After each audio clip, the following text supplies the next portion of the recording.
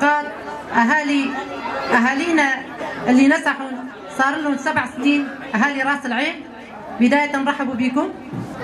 نحن دار المرأة على مستوى روجافا بالتنسيق مع إدارة المخيم عم نساوي اجتماعات بالمخيمات.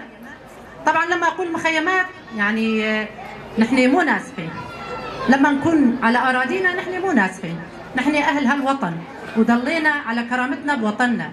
مشان هالشي يعني بحياتنا ما قلنا نازحين، على طول نقول أهالينا اللي اجوا من راس العين، اللي اجوا من عفرين، من باب، من عزاز، من تل أبيض، على طول هيك نقول، لأنه نحن لما نطلع برات روجافا برات سوريا وقتها نكون نازحين.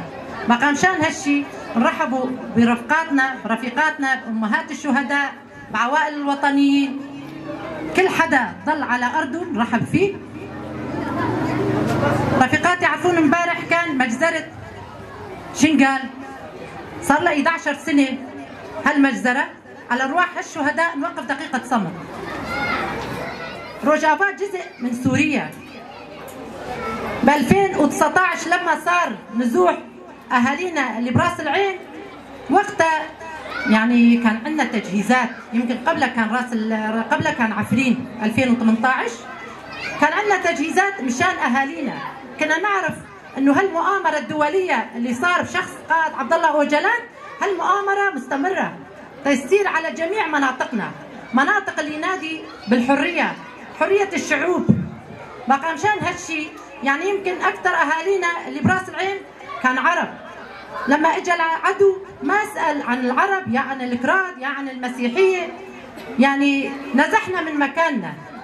بقى مشان هالشي لما نطلع على سويدا وعلى كافة سوريا نشوف هالأهالي اللي هنيك مناطقنا بحق الدروز، بحق العلويين، ايش عم يصير هنيك.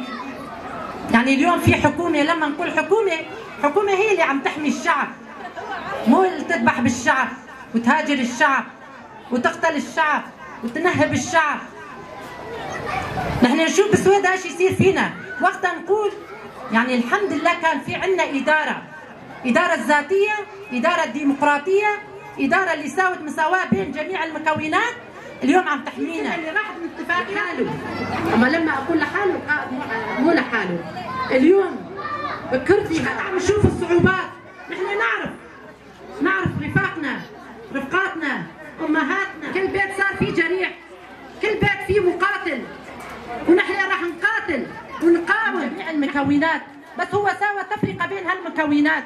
مناطقنا بروجافا بالمخيمات في جميع مناطقنا عام 2011 كان، وهدف فتح دار المرأة مو بس للمرأة أبدا.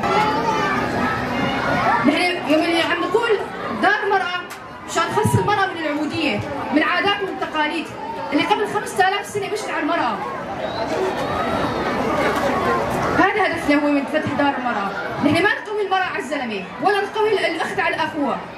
نحن هدفنا يوم اللي فتحناه نقول المرأة كمان في لها حق. في حق للزلمة، في حق للطفل. كان بالبداية اسمه قانون المرأة، بس هلا صار قانون الأسرة.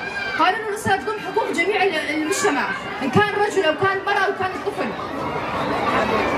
ما بعرف إنه فيكم اطلاع على قانون الأسرة، ما بعرف. بس اليوم نحن بننادي بالحرية، ما بننادي بحرية إنه المرأة ايمت ما تطلع، ايمت ما تفوت، ايمت ما بدها ايش ما تساوي. نحن مو حرية نحن عم ننادي فيها بهالوقت. نحن